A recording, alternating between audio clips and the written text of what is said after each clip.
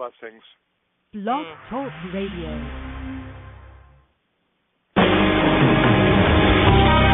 Welcome to Spiritual Insights with Charlotte Spicer.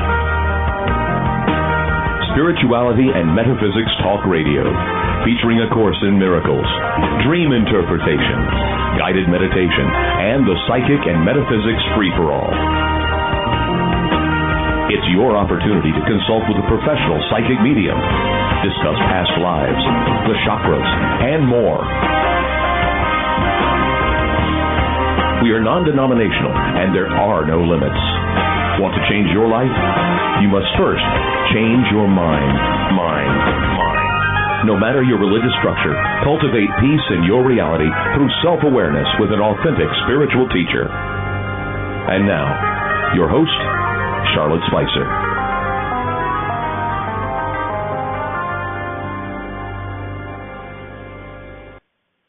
Hello, everyone. Welcome to Spiritual Insights, and thank you so much for tuning in. Today, we will continue our discussion with regard to the body with Dr. Robert Rosenthal. The body, source of life or source of death. And there were some very important points we made last time, and we will continue with that and also introduce some other topics that we would like to explore. But before we begin, I received some very sad news recently. A friend of the family has passed away, and his name was Bill Garnier, and he was portrayed in the miniseries Band of Brothers. And so I'd like to dedicate this segment to his memory. He was more than just a neighbor. He was more than a friend. He was like family. And I will miss him. I spoke to him about a week ago, and his last words to me were, "I love you." So it's a very precious gift.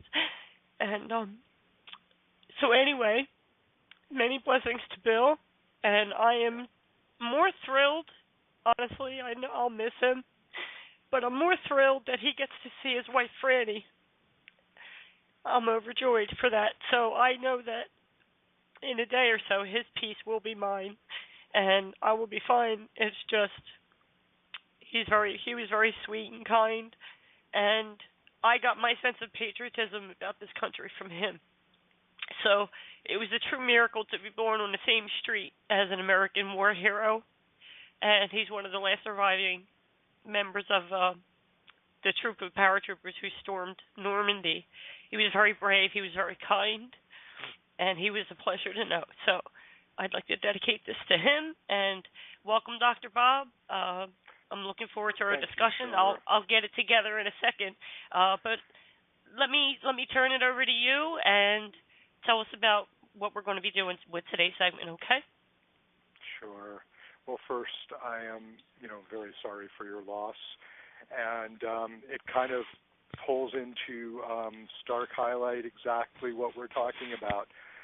Today's topic is the body, and the moment you begin talking about bodies and recognizing that, as we said last time, we all have bodies, and it's kind of the price of admission for physical reality, that the moment we enter, we know we're going to leave. The body's going to die. There is no immortality. And so, the sadness that you're experiencing, we've all gone through that. We all know what that is. And and so even though I didn't know Bill, I would offer blessings for his passing, and may he arrive wherever is in the best interests of his soul to arrive. Amen. So, yeah. So last time we, as promised, we did cover a lot of territory. I mean, we looked at kind of the relationship between the ego and the body, and how different spiritual systems, what their take is on that. The Huna system of the Hawaiians, Tikkun, the doctrine of the coming together of the fractured fragments of the oneness of God. We talked a little bit about death at the end, and I think where I would like to begin is by revisiting what I think is maybe the central notion in the attempt to understand how the physical body fits in the metaphysical system that is A Course in Miracles.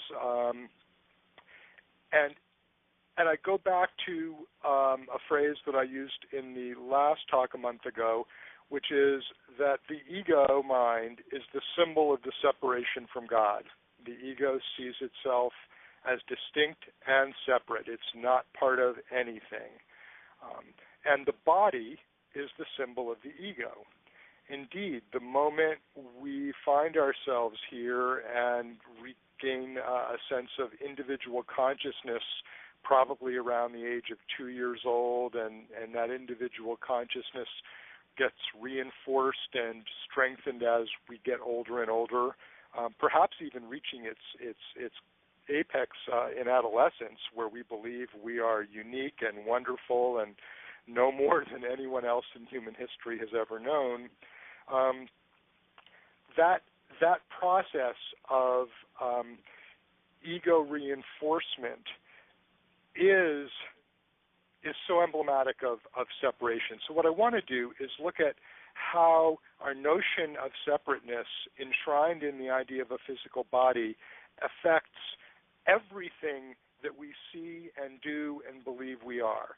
And that, in fact, you could look at all of life as kind of this tension, this dynamic between the reality of oneness, of God, of unity, that pulls us to affiliate and come back together and want to be part of something bigger on the one hand, and this ego-based, stubborn, angry, attacking, petulant little piece of mind that wants to be individual, that says mine, and who hasn't had a 2-year-old that stomped his or her feet and went, mine?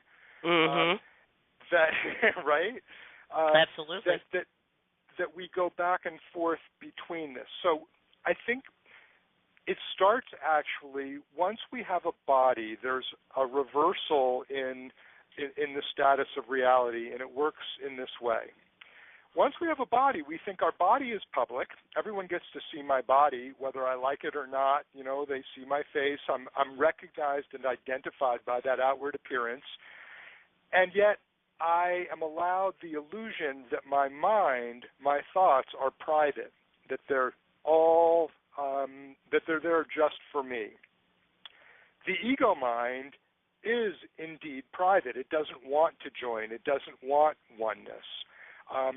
But the moment we have that dichotomy, which A Course in Miracles and Asian philosophy and mystics of all stripes would say, no, that's not it. You know, it's all one, and we've just mistaken that oneness and chopped it up and divided it and turned our eyes away from it so we no longer see it.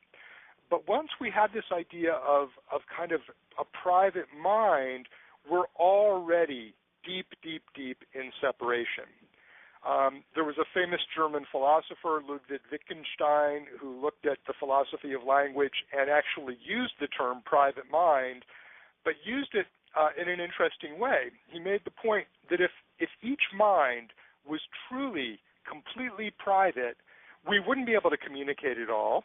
We'd have no sense that anything anyone was saying related to anyone else.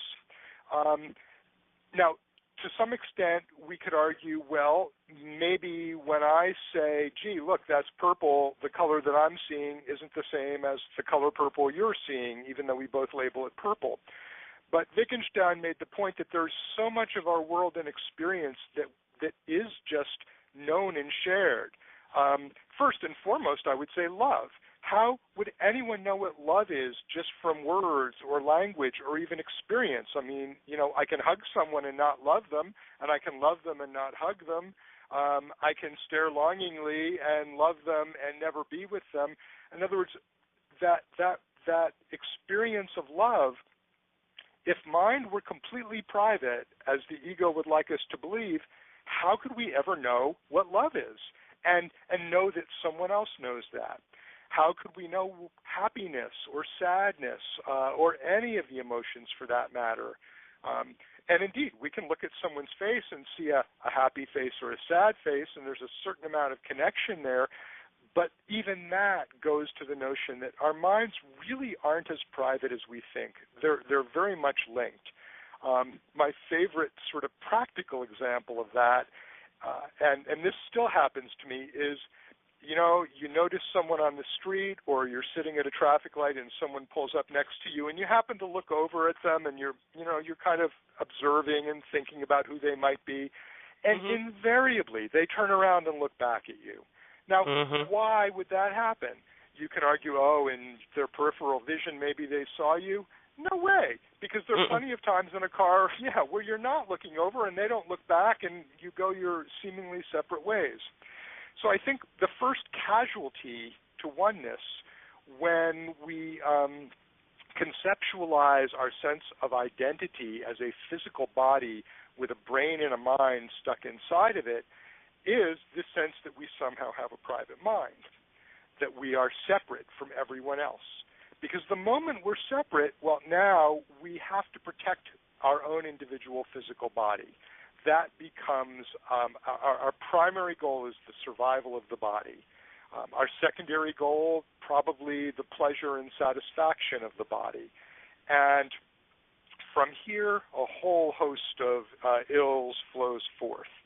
So if I'm a body, and if you're a body, and there are seemingly limited resources, I'd better get mine before you get yours. That's true whether it's three siblings at a table with a piece of cake that they all want, or whether it's one planet with oil that is limited in how much it comes out of the ground, and all these different countries want their piece of the oil pie.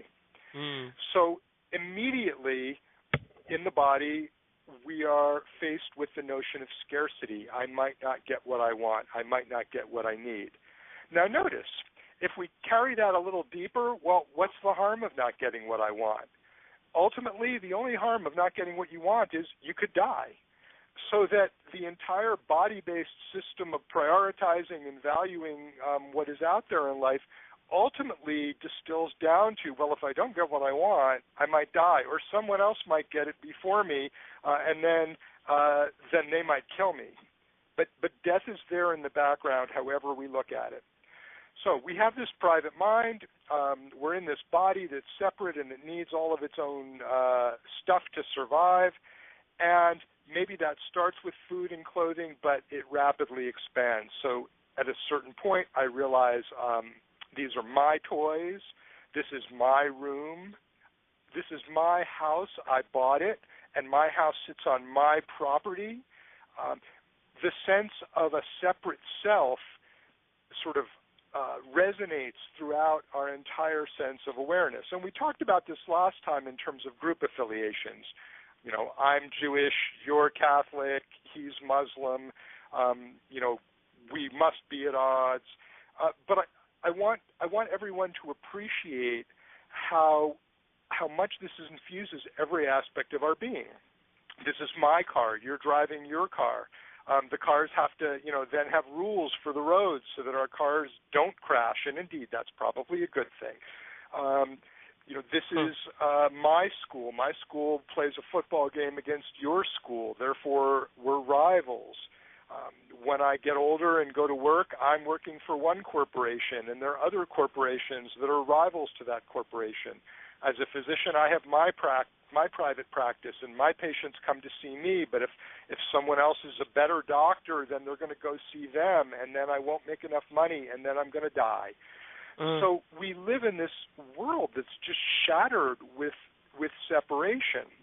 Even our five physical senses, if we really think about it, are all about separation and taking a oneness, a unity, and chopping and dividing it up. Our eyes see only a very small fraction of the entire electromagnetic spectrum. We call it light, and then it goes from the color violet, to the color red, and then that goes over into infrared and ultraviolet, which we don't even see. We're not even aware of it. There actually are species of birds that see in the ultraviolet range, and I've often wondered, I wonder what the world looks like to them. But we are very blinkered. We only hear in a certain frequency. For those of you who have canines, dog pets, we all have had the experience where the dog suddenly sits up and looks around and starts barking, and you're going, huh, what's that about? Well, the dog has a wider range of experience in terms of hearing. Dogs also have better senses of smell, so when you take your dog for a walk, he or she is stopping everywhere, and, they know what's gone on in that spot for the last 3 days in terms of what other dogs have been there. We have a much, much more broken up sense of that. But all of the five senses just give us a very limited description of the oneness that is the reality, and when we buy into that description, we lose the oneness. The moment I look out my window and say, oh, there's a tree and there's another tree, I'm no longer seeing the oneness. I'm not seeing the woods, I'm seeing the trees. The moment I see the woods, I'm not seeing the sky above and the ground below. So the very nature of the body's perception of the world puts us into this frame of separation that then feeds and reinforces the ego mind. What else about bodies? I mean, bodies have to survive. So to survive, what do we need to do? We need to eat. We need to be safe. We need to be sheltered. We need resources. We need to consume stuff. Well, how do you ever know when you have enough? And this then, I think, opens the door to what we think of as greed or gluttony, if we want to go with one of the 7 deadly sins. But in fact, I would argue is just a given when we're operating through the ego mind. Because the ego mind, like the body, knows that it's finite. It's not going to live forever. It doesn't have anything else to rely on, and therefore it keeps trying to get more and more and more.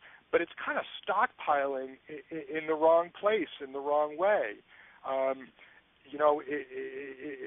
It's sort of, I mean, I can't think of an analogy, but the ego, you can have billions and billions of dollars. You can be Bill Gates or the Koch brothers, and you're still going to die at the end of the day. It's not going to protect you. Your body consciousness is not going to do that. And then I think the final place I want us to sort of look at is if the ego is the symbol of separation and the body is the symbol of the ego, are there symbols of the body that also function in terms of separation? I think there are, and I'm making this connection for the first time, so it might have some holes in it, but let's just think about this. If we're thinking about our physical bodies and their need for survival, in our world, what is it that we believe will guarantee survival of our body? What is the magic wand that if we have it, we stop worrying, or at least we think we're going to stop worrying, and we know that our needs will be taken care of? I think that's money. I think money becomes yet another level of abstraction in sort of this nested, shell game of separation where, all right, I'm a private mind in a body. The body needs to survive. In order to survive, the body needs money. And once again, I'm at odds with everybody else. What I get, someone else is going to lose. This zero-sum game mentality extends into the world of money and greediness. Now, I then have to protect what I have because if I'm a limited physical body, then that body can be attacked, it can be killed, it can be raped, it can be violated. If I am the extension of my body into my home and my possessions, well, my house can be stolen from. I can lose things that are precious to me. We see where the whole cascade of insecurity, fear, attack, defense, attack, the best defense is a good offense. We can see how all of this, then comes into being. But what's the alternative? I said at the beginning that there's kind of this dynamic tension, this push-pull between the ego's desire to push away and be separate from everything, and in particular be separate from any notion of God, and yet at the same time, if we're completely alone, we die, we suffer.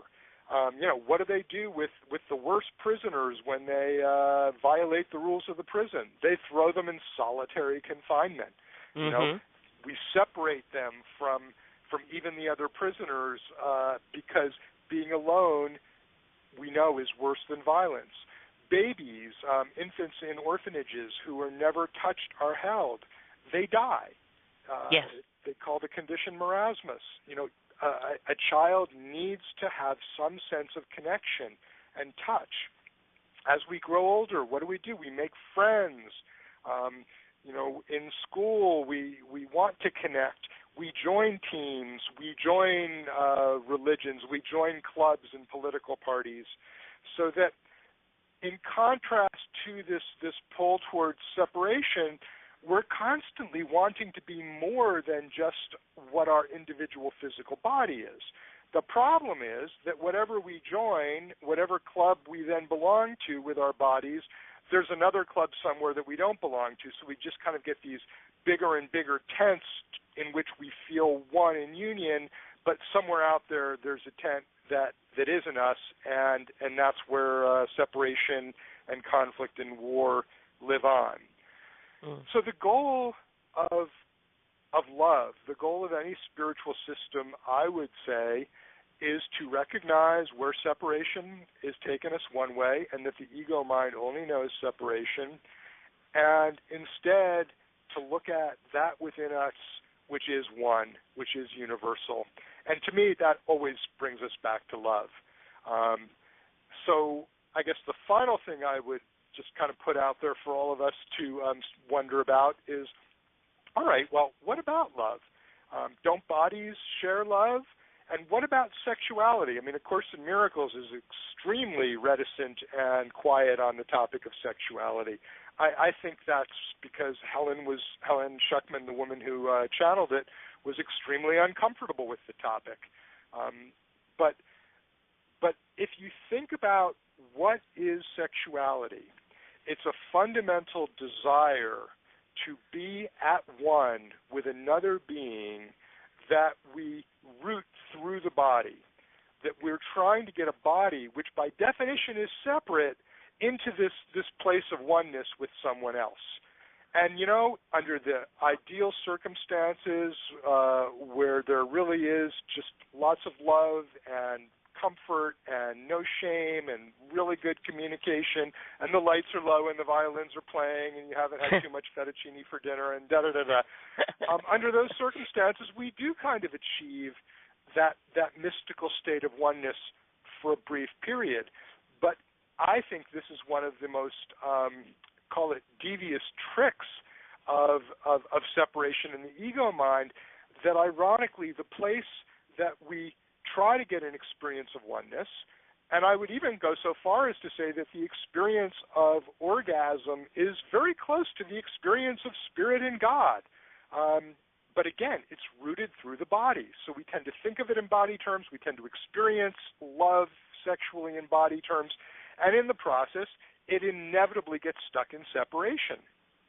My needs are different than your needs. I look different than yours, and so the whole edifice kind of crumbles. What we want to be able to do is recognize, go right back to the beginning, mind isn't private. All of our minds are joined. We are all sitting here. If you're listening now, if you're listening a week from now, that doesn't matter. We are all tuning in on the same journey, the same spiritual quest, to remember our oneness, to remember our inherent divinity that transcends the body. And we're all on that path.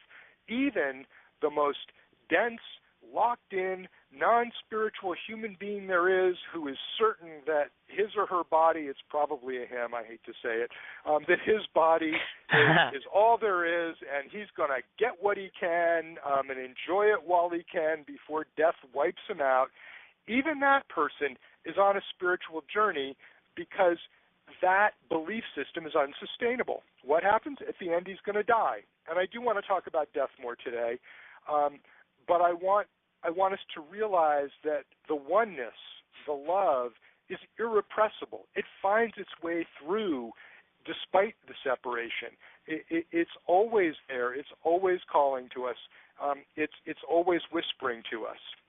There's a Rumi poem that I heard someone describe and read in a lecture, and I can't remember where it is, and I've looked through every book of Rumi poetry I have, and I'm not able to find it, but it's a beautiful poem that talks about a caravan that's leaving, and it leaves over the space of days.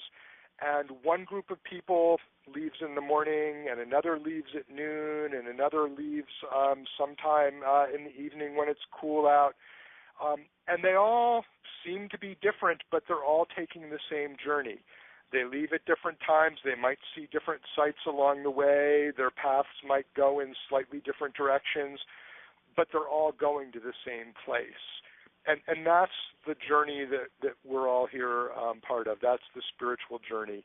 You know, that caravan left the moment we found ourselves in physical reality, and some of us are sitting there at the destination in the promised land or the real world or heaven or the kingdom of heaven, and they're coming through the one-mindedness and guiding the rest of us who are still lost here to some extent in separation. And then there are those of us on the path where you know, we can smell the date blossoms and we can feel there's water out there ahead and we know we're getting close. And then there are those who haven't even left camp yet, who don't even realize that they're on a journey, but they will. They'll get there. So the physical body, to come back to the topic of the day, you know, it's how we make the journey.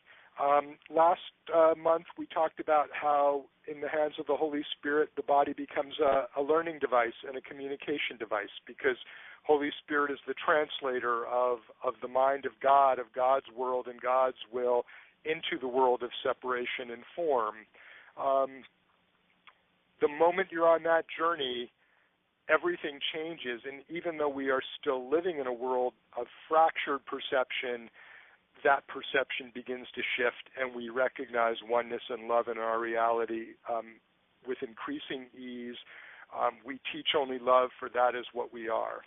And I guess finally, and where I want to stop with this, is the message of the crucifixion, according to A Course in Miracles, and its author should know because he was there. The message of the crucifixion is, teach only love, for that is what you are. Well, what's meant by that? You can do the worst possible things to a physical body. I mean, crucifixion really kind of pegs the needle. It's a 10 on the scale of the most gruesome stuff that we can imagine. And you don't touch the reality of the being at all. In one of Gary Renard's books, he talks about, and you can take this with a grain of salt or not, but that at the time of the crucifixion, the Roman soldier who was stabbing Jesus, Yeshua, with a spear, was really angry because he couldn't get a response out of him. Well, why? Because he was pure spirit. The body wasn't sending him messages of pain. There was no guilt in him. There was no substrate upon which pain could hang itself. Therefore, he was already spirit. The body, you can destroy the body. Teach only love, for that is what you are. So the ultimate message of the body, there we go. We're here to teach love. All right. Let me stop. I'm sure, Shar, you have thoughts and things you might want to add. When Shar's done, if there are any questions, anyone wants to call in, I forget the number, but Shar, maybe you can put it out there for our listeners, and if you're live, you can call in with a question. And I'm going to stop talking because my body needs a drink right now. Okay. You go ahead and pause, Bob. Yes, I would love, if you have any questions, to call in or anything you'd like to share. Do call in, and the number is area code 347-934-0751. Press 1 if you would like to ask a question, and we will get you on the air as quickly as we can. Of course, yes, there are always nuggets of wisdom that I jot down that are inspired by what Bob says. The first is that I'd like to touch upon, Dr. Bob, where you mentioned, minds are linked. And you mentioned how when you pull up next to a car and the driver in the other car, and you turn and look, and it's not because they saw you peripherally, it's because they felt it. And I had to chuckle because I experienced that just this morning in a strange way. Like normally, what I like about the South is you can pull up at a red light, look over, and the person in the car nods and does the hello nod. And not in New Jersey. Not in New Jersey or Philly, and you basically keep your eyes straight unless you're inviting. It can be very provoking to an ego that is looking for a way to attack. But here in the South, it's a totally different vibe, and that was one of the first things I noticed. Is I pull up and people, even someone walking down the street, will if they make eye contact, the majority of people will acknowledge you and wave, and you can feel this connectedness, this love.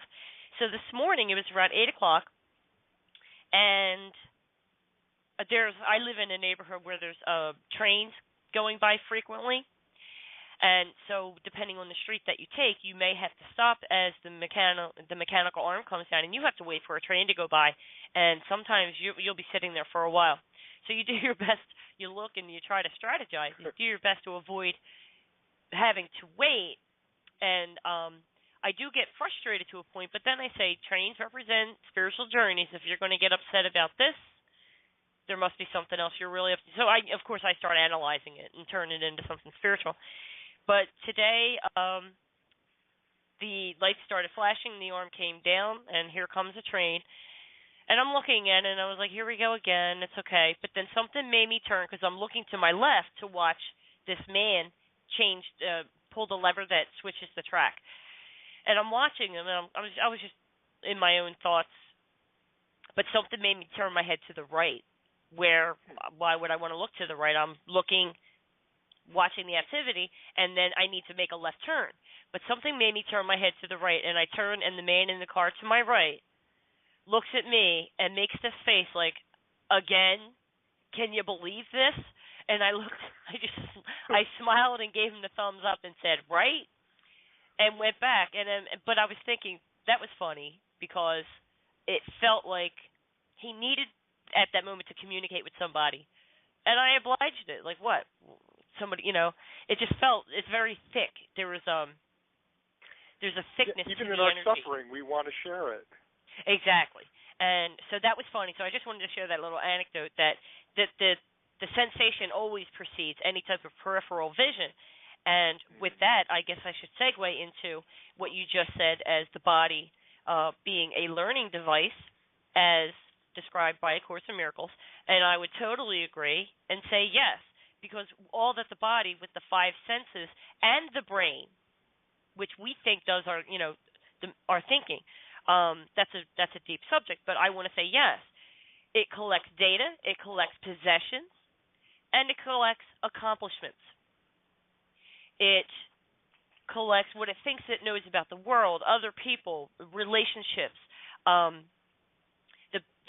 the best way to negotiate with another person to get what you want out of that person, be it themselves, a place or a thing, an object, that type of thing. And getting married, some people see as an accomplishment. Some people see it as like a buffer to the outside world. We have our trophy wives. We have marrying up the social ladder, or saving ourselves from being alone. Some people see marriage through the ego's lens as an accomplishment, when it should be about the joining of two human beings in God's love. So I wanted to touch on that. Would you like to add to what I just said? And then I have other points to reinforce. Sure.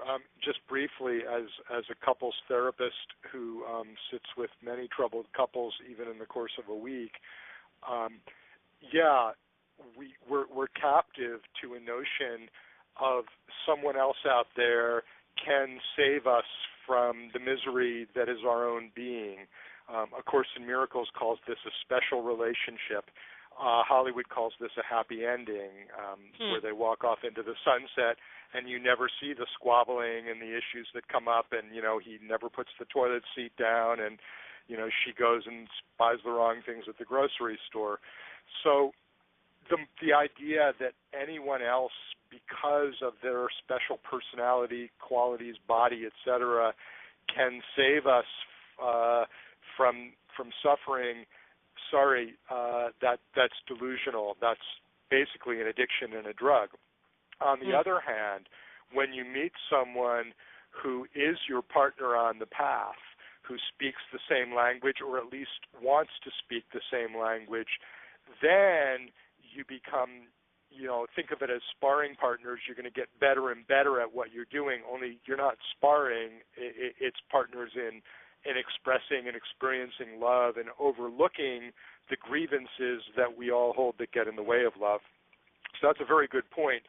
Marriage as kind of an ego ideal of, oh, good, look, I'm married, versus the sense that, no, it's a statement of who you're walking your path with, at least, this go-round, this lifetime. Yes.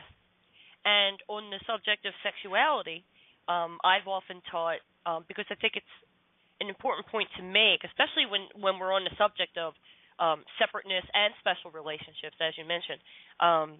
A special relationship being that we seek to get from a partner what we feel we're lacking, and then that is a wobbly platform upon which to build what we are hoping for is a real relationship, but perhaps we can go into that in another segment.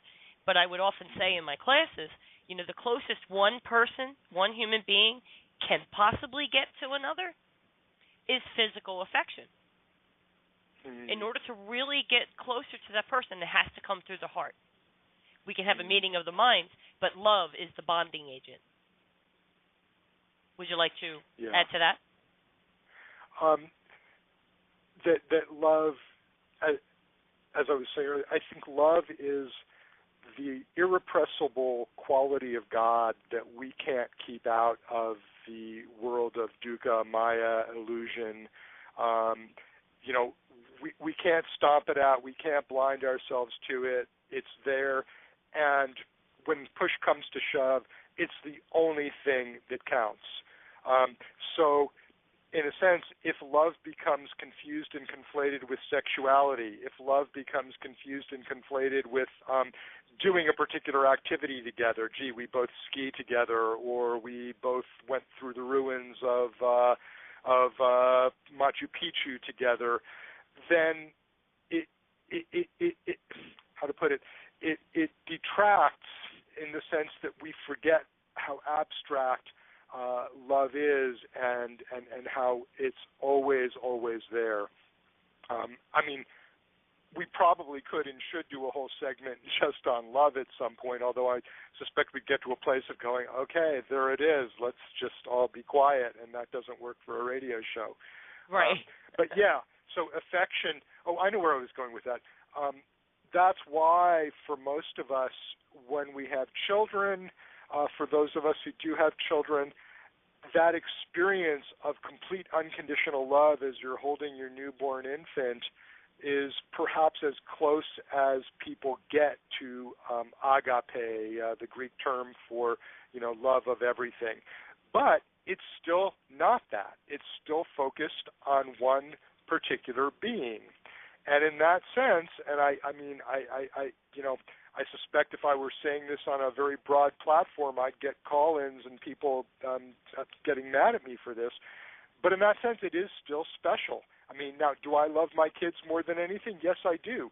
But I'd like that not to be special. I'd like to love everybody, not at the level of their egos and personalities, but at the level of their oneness with me. I'd like to love them all just as much as I love my kids and more. And I'd like to be able to love my kids better than I love them by recognizing them as more than just their personalities with all the quirks and, good news and bad news about their personalities.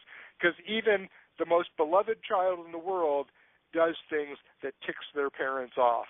And even the most loving mother in the world will still be perceived by her kids as a pain in the neck sometimes. Mm-hmm. It's the nature of love, it's the nature of specialness. It's not unconditional love. It's not, God love. So, yeah, we could go on and on about that. Sure, and I suspect that a segment on that would turn into like a 5-part. But yeah, and when you were saying you had said, how do you know you have enough? And that struck me profoundly. And you were saying that, as we go out and acquire, you had posed the question, are there symbols of the body, other symbols? And you cited examples such as your house being robbed, the body being attacked or violated. And in my mind, what kept coming through was a strong word, and it was insurance. So what is the insurance that protects you from loss is the question that is begged from those examples. And as I wrote that, you said it's love. Love is the insurance that indemnifies us. That's and great. and we're looking for protection from loss, protection from humiliation. And we're looking when the ego jumps in and starts projecting all the hopes and fears in front of you, casting a shadow on reality, and demonstrating through fantasy that if you lost this person, if your car was damaged, if your house burnt down, this is the magnitude of the loss you will feel. So you have to protect yourself against it. And whether you fortify your home with an alarm system and smoke alarms, whether you fortify your relationship with additional possessiveness, and separate. There are relationships, and I'm sure you've seen them. There are relationships where we start to divide and conquer to limit the loss. Speaking in insurance terms, when you limit your loss, the potential, there are steps we take and maneuvers that we employ to insure against loss in relationships and losing our possessions, and that simply cements the ego's lock on us through that vein. And the insurance then is, like you just said, to love unconditionally. And I love what you said about loving people as much as you love your children. Your heart is probably open wider than it will ever be in any other circumstance, as it is with the birth of a child. I guess I should throw out grandchild too. I don't know why, but I have to throw that out there. Let's add because that, it's an extension, but your heart is so open. But then it kind of goes back to normal with the routine day-to-day activities. And of course, it's not easy raising a child. We all have something to learn. But I think in order to get there, if we can, as often as possible, go to this place and then stay there as long as we can achieve this. And that is this: to open your heart and imagine everyone you meet as see them as a soul, see them through God's eyes, see them as you would see your newborn child. And those of us who do not have children, we can still use our imaginations to help us affect this and look at people in their true innocence, and you can feel that love. There's a Tibetan Buddhist meditative practice that I heard from Bob Thurman, professor of religion at Columbia and the first ordained Tibetan Vajrayana priest in the U.S. And of course in Buddhism, reincarnation is a given, so we're going around again and again and again and again and again. Mm-hmm. But the meditation is to see everyone as your most loving mother, because in one lifetime or another, they actually were. So you take that template and you just basically slide it over, your worst enemy, the stranger you don't know. They're all your infinitely loving mother. And yet, as we were just saying, even that is only an approximation, because from God's perspective, it's way more than even the best, most tender, loving mothering can get. But it's a nice meditative practice. Just think of everyone you know and just go there.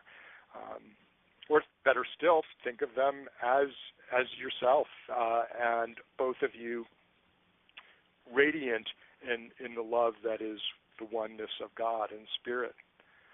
Absolutely. I like that you went to the insurance thing. I just real quick. In terms of the ego thinking about money as a symbol of itself, I hadn't picked up on that, but insurance is a great example. So somebody dies, well, you can't make up for that. That loss is there. But with insurance, well, we'll compensate with money. What do we do in court when someone offends us and, when there's a lawsuit? Well, we'll get restitution. Money becomes this sort of, fallback option that for love. And unfortunately, even though we all go around saying money can't buy you love, there are far too many people in this world who are striving for money at the expense of love.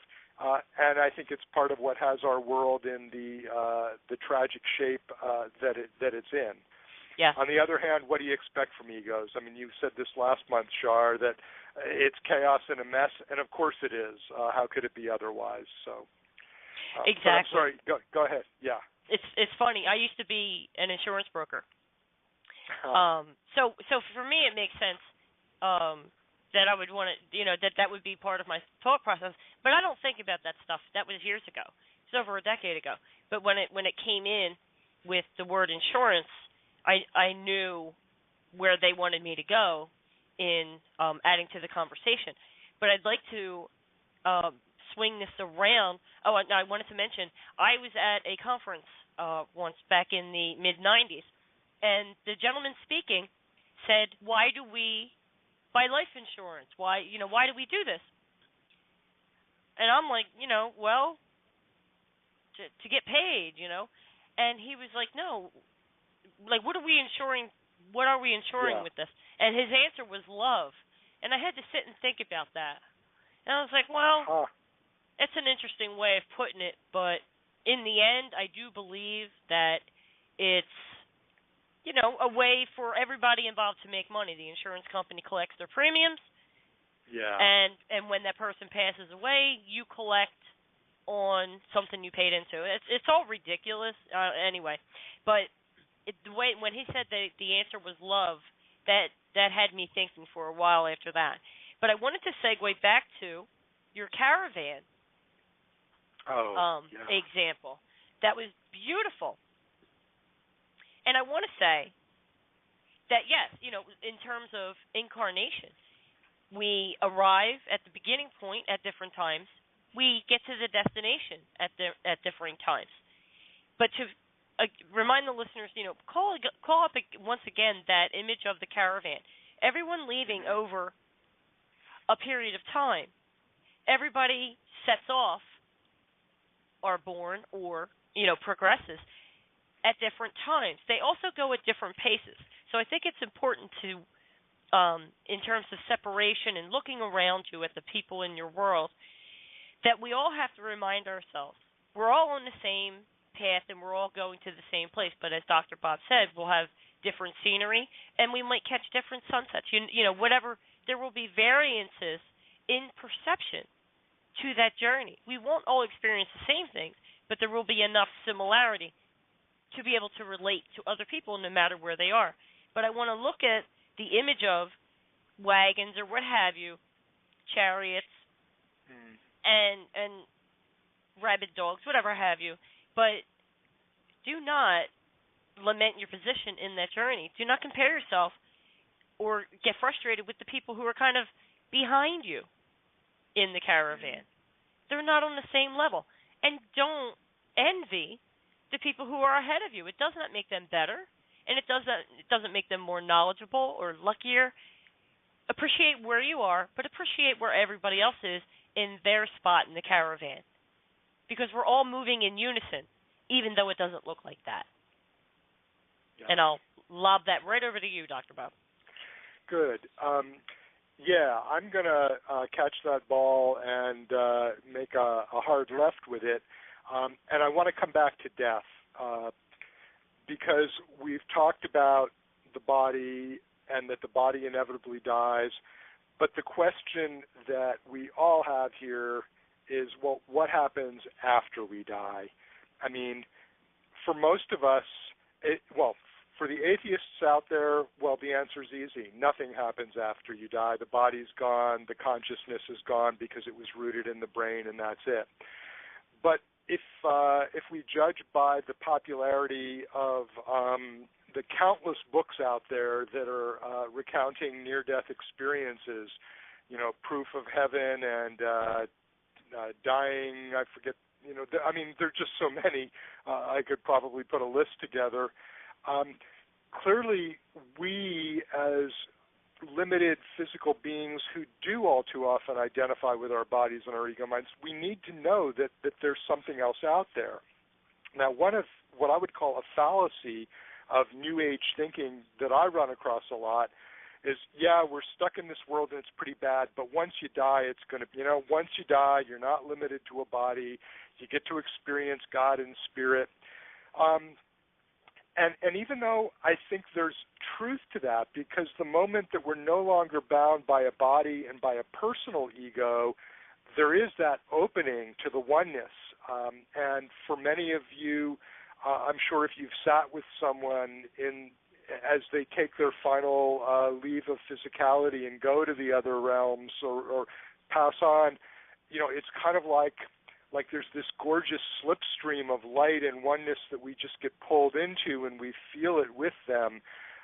So there is that movement into ultimate reality, but something keeps us going back again. So A Course in Miracles says there is no death just as there is no birth. You've been here all along because your oneness is spirit and your oneness is of God. And therefore you can no more die than you can be born. You are an idea in the mind of God. And when we go and look for reassurance then, and I guess this is where I was trying to get to, I think it does help if we can think about a notion that, yes, when our physical body dies, we are not dead with it, that something does survive.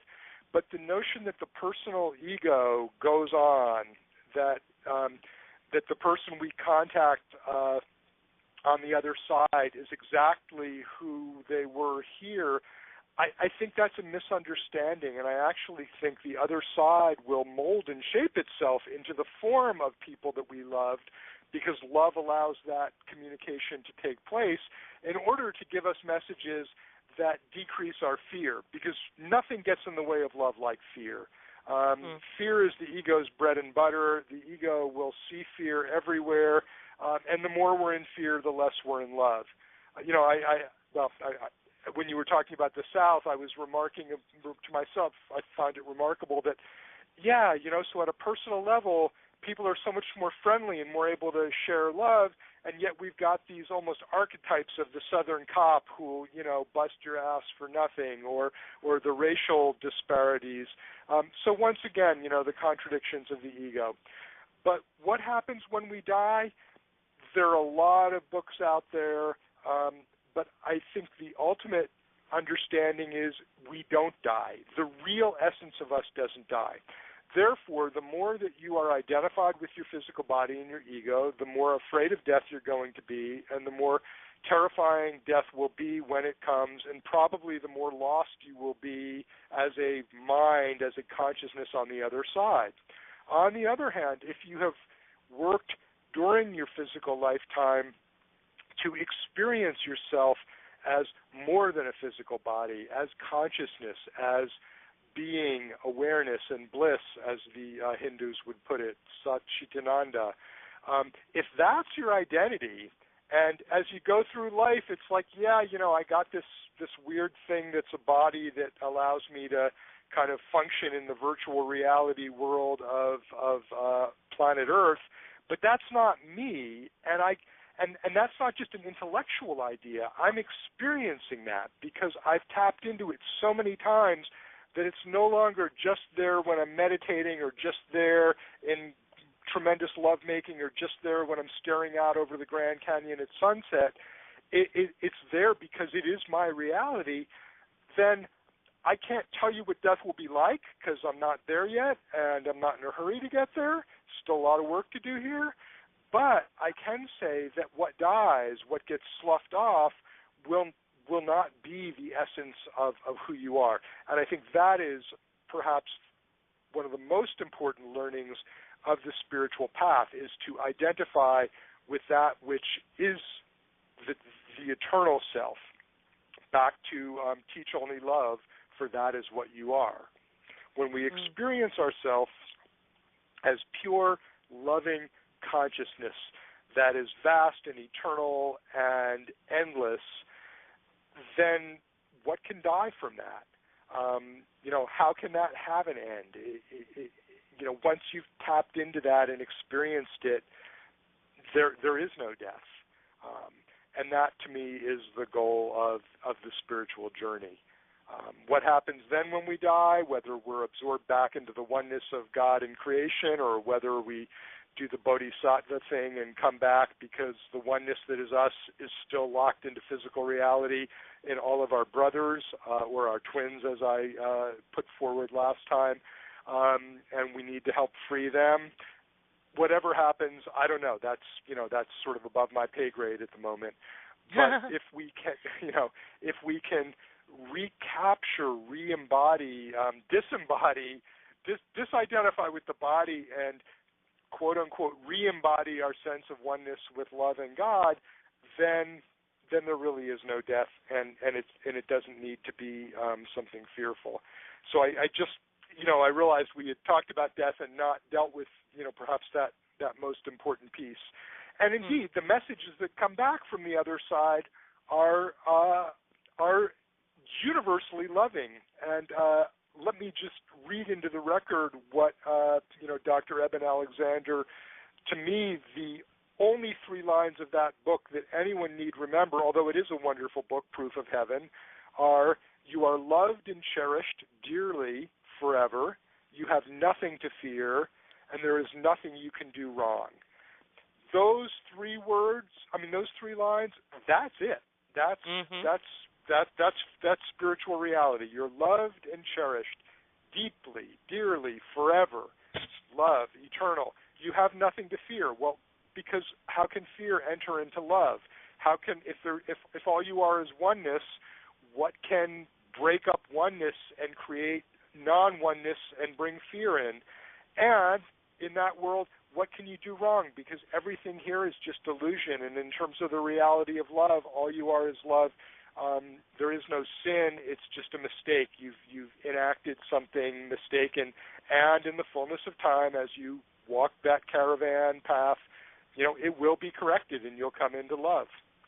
So the messages that come from the other side all aid and abet and support that same notion: teach only love, for that is what you are.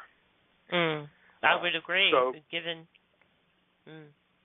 Yeah, so I think that's just very important to kind of make sure we get that in there when we're talking about the body and the physical body and its inevitable death. Yes, absolutely. And throughout this whole journey in life, everybody wants peace. Underneath, if you made a list of what you want, deep down, what we all want is peace, and it's achievable through forgiveness. And then, with regard to messages coming from the other side, the goal and my job as a conduit for those messages, the goal is always peace for the person receiving the message, and it's to close the gap. When people die, we see them as gone and far away and non-existent, but it's not true. And what you said a few minutes ago about dying and the end of things, and you hit the magical word of form. What I was writing as you were saying that was that statement. I don't know who wrote it, but it's energy can neither be created nor destroyed. It can only change form. Yeah. And so birth is not the creation of you. It's simply the expression of you as created through 2 other bodies. And death is not the end of you. It's simply the removal of that temporary suit, that identification, so that you can return to your original essence, which is love, created by love. And on terms of what happens when we die, good examples, and whatever religion you subscribe to, I'm sure your religion has ideas on this, and if you would like to step out into a metaphysics, you can start with Sylvia Brown. There are many writings. You can explore that topic and draw the conclusion that is comfortable for you in your belief system. If you wanted to explore the topic of separation, get Dr. Bob's book, From Plagues to Miracles, because that's what essentially it's all about. You take us through that journey with the story of Moses and how the Hebrew slaves fight this, even though they're all taking the same journey together across the sea and into the promised land, and the way they fight it so vehemently, even though the evidence is right there that they are taken care of. So when we go back to the question, how do you know you have enough? And I wanted to throw you this question, Dr. Bob, if you wanted to comment first on your book, and then I can reiterate this if you need. Do you feel that inherent sense of lack that is the ego, some of the essence of the ego, keep that satisfaction out of reach? I wanted your thoughts on that, but tell us what you wanted to add about your book on that topic, and then I can ask that again. I think I want to start with that one. Okay. Goal. A Course in Miracles talks about, the goal is a shift in perception, that we are no longer seeing a world of separation. We are seeing a world through the eyes of forgiveness, in which we're not seeing bodies, we're seeing past bodies to the oneness of spirit. So that's the goal here. I'm sorry. What was where did we start with that? Because I sort of wandered into a different arena with it. I know how you feel, so that's why I offered to reiterate it, because I know we go into that zone, and then you come back and wait a second, what was I doing? I understand. I had said about From Plagues to Miracles and how it demonstrates the separateness.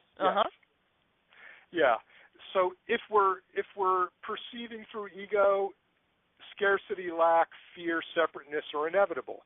Because we're separate, we have, we don't have any sense of our safety. We weren't built to be alone, not as bodies, but especially not as spirit. So from that perception, there's never enough. On the other hand, from the perspective of spirit and making that journey, to me, the book of Exodus deals with this in a beautiful way. The promised land is that place where there's enough. And this actually will be a good segue maybe for our next segment too, because when we talk in April, it'll be shortly before Passover and Easter. Passover is the festival that that celebrates and commemorates the release from bondage in Egypt and crossing the Red Sea, and I want to talk about that. But one of the songs that's sung at the Passover Seder is called Dayenu. Dayenu literally means enough, and what it does is it takes each step of that journey and says, if all God had done was released us from Egypt, it would have been enough. If all God had done for us were to give us, matzah, bread to sustain us for our journey, it would have been enough. If all God had done for us was to part the Red Sea and take us across, it would have been enough. And I think this idea of when we're on that caravan, everything is enough because it's leading us back towards our true birthright in spirit and oneness. Dayenu, it's enough. This is the power of gratitude. As we sit here sharing this talk, it's enough. We're filled. Love fills every container you could possibly put it in because there's no container that can hold love. So love is always enough. Not love, the absence of love, a lack of love, will always, on the other hand, leave us with feeling emptiness, not enough, a hunger, a craving, a desire for attachment out of which all the ills of the world are born. Therefore, we go around looking for more, and there comes the greed. Back to Tibetan Buddhism, this lovely concept called a hungry ghost, which is just, an entity that's drifting, that can't get enough, will never have enough. So that concept of enough and using that as kind of a discriminant between to help us see where we're coming from ego and where we're coming from spirit, That's great. And the further along on your journey you are, the more stark those insights are. You know, if I start worrying about how to pay the bills, it is so glaring. I know that I have fallen out of my enoughness, my sense of spiritual oneness, because the pain of it is just too much. It's no longer the predominant reality, so I'm going to notice it. You know, if you live in down in Florida where the sun shines all the time and it's warm, you're going to notice a 20-degree day far more than we notice them up here in New Jersey, although we've had so many of them, we're all getting sick of them. But, the more you are able to embrace love and teach only love, for that is what you are, the more you notice how glaring it is when you fall out of that and the ego mind temporarily swings into the driver's seat, to hijack your vehicle and take it in a direction of fear. And that's okay. I mean, that's going to happen. That isn't a cause or a reason to berate yourself. It's kind of like, oh yeah, there's another mistake. And what do we do with mistakes? We ask them, we ask for correction. So the moment I'm in fear, oh yeah, I fell into fear. I saw myself as limited. I must have seen myself as an ego. Let me shift my perception, remember who I am, feel the experience of love, the oneness of love. Okay, now back to Dayenu. Enough. There is enough. There's always enough. This holds true for money. This holds true for health and physical illness. Even if you're extremely sick, you can embrace that place of love. And I believe you will have guidance that will lead you out of the suffering. It may not change the illness at all. Maybe your job is to have that illness so that you can teach other people who are stuck in their illnesses what it is to take a path of acceptance and love despite a physical body that isn't functioning in the way we want. I don't know. We all have different paths. We all have different teaching assignments. Some of us teach English, some teach French, some teach math, some teach, illness and health. We all have a different place to function. But if you are embracing that truth of yourself, then hey, it's got to be enough by definition, and the experience of gratitude follows closely on its heels. It can't not. If we have enough and we know that we've been taken care of, how can we not feel grateful? Absolutely. So, and go ahead. I was just going to say, so that's, kind of sermon for the day, and that is the goal of the Exodus journey. I mean, Exodus is that caravan. It is the journey out of bondage that requires us first to wake up to the fact that we're in bondage, and then going through the various stages and making that crossing. But I think it might be good timing to take that up next time and look at it in terms of Passover and Easter. Easter will absolutely get us back to the body because of the crucifixion, resurrection, confusion. I think Easter also opens up the whole topic of sacrifice, which, of course, if you're not a body, how can you sacrifice anything? You can't. There's nothing to sacrifice if you're not a body. But I think maybe we have our topic for April in terms of Passover, Easter, sacrifice, and Dayenu. Enough. We sure do. That is going to be fascinating because I love all three topics, and I get the chills right now. Okay. And it's funny because before the show, I flipped through A Course in Miracles, selected a passage that I wanted to read, and then set it to the side to prepare in other ways. And then as you were speaking and I got the word insurance and everything segued that way, the reason I'm bringing this up, ladies and gentlemen, is because, even as we do these segments, Dr. Bob and I are fascinated by the connection we share, even though he's in New Jersey and I'm in Florida, over telephone wires and electronics. And we start to go in tandem with our thoughts and our examples. And I, as you were just talking and we're coming to the end of the segment, I said, what was that passage I selected? Do I want to read that? And now I see that the answer is yes. And if you don't mind, I'd like to read that. I love it. And watch how this ties in. This is so funny. Okay, so this is from Chapter 4, The Illusions of the Ego, Section 5, The Ego-Body Illusion, Paragraph 4. And here's what it tells us. The body is the ego's home by its own election. It is the only identification with which the ego feels safe, since the body's vulnerability is its own best argument that you cannot be of God. This is the belief that the ego sponsors eagerly, yet the ego hates the body because it cannot accept it as good enough to be its home. Here is where the mind becomes actually dazed, being told by the ego that it is really part of the body and that the body is its protector. The mind is also told that the body cannot protect it. Therefore, the mind asks, "Where can I go for protection?" To which the ego replies, "Turn to me." That's great. Wow. So we have what was the feeling reference safe. For that? Just for our listeners again, Chapter 5, you said?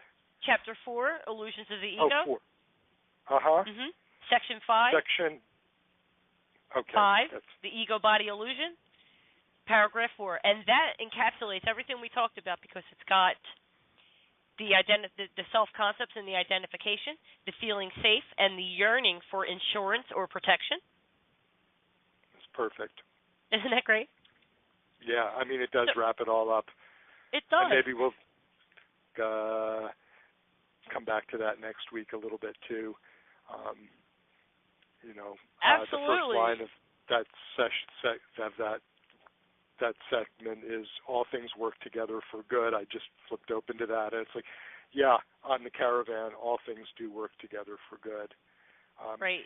So, I'd also like to just, in terms of, your friend's death, which you opened with, return to that and realize, the love that this man brought into the world, and there may be no closer. The irony of the world we live in is that there may be no closer bond of love than that of warriors in a war who rely upon each other for their very survival and therefore expand their sense of self to be the entire band of brothers, even though it's in the middle of what we would see as the worst of ego conflict, body and death, war.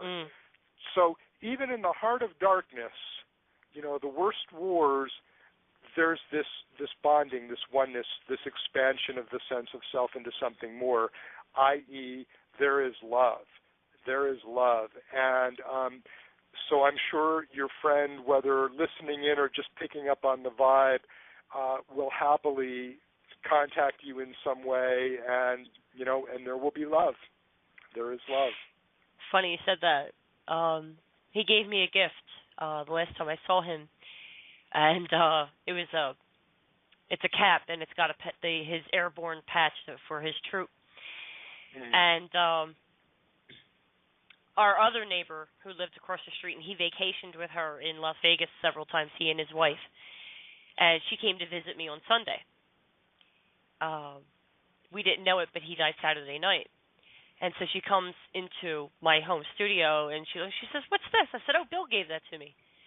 And we were talking about it, and she told me about their trips to Vegas. I said, "Well, that's what he told me." I was calling him, and he wasn't answering, and I go into a panic, and a couple weeks later, I'm still calling, and suddenly he answers the phone. I was like, "Bill, what are you doing? What, were you in the hospital again?" The man was 90 years old. And he says, "No, I went to Las Vegas with my grandchildren and my niece." I said, "Oh, you had a good time?" He said he had a great time. And then she said, "Oh, we went there several times, and he would have a blast." And she called me last night and told me this news after our visit. And I said, "Oh, my God." But I was immediately joyful that he got a chance to go to Vegas again because apparently it was one of his favorite places. He got to spend time with his grandchildren, one of whom I knew as a teenager. And I call her my aunt now because we're all so close, Marlene. We got to share some memories, so that was nice too. But after she left, and I guess the next day or so, I was selecting a book off the shelf, and here comes this cat, flips over and tumbles out of the shelf and hits the floor. I was like, "What was that about?" And I picked it up, but I was so focused on what I was doing, I didn't analyze it like I normally would.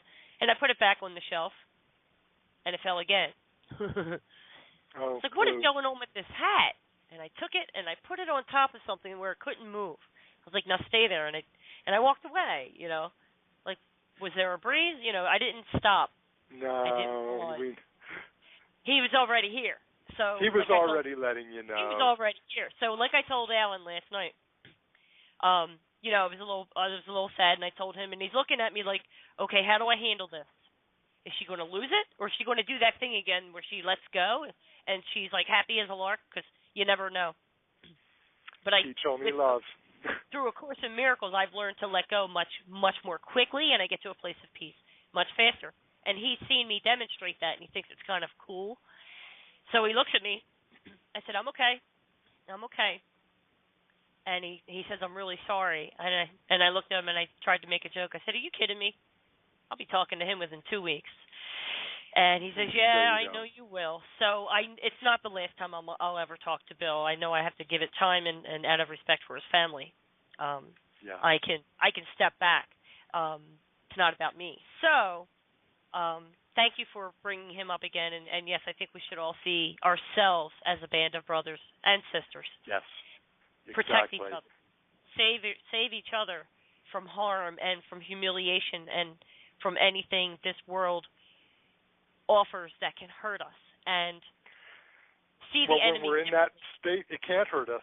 There are no enemies. Right. I mean, there are no enemies. We're a band of brothers making the journey together. Absolutely. And in that, we're all heroes, I do believe. Well, thank you, Dr. Indeed. Bob. And just to let everybody know, our next segment will be the second Thursday of April 2014, April 10th.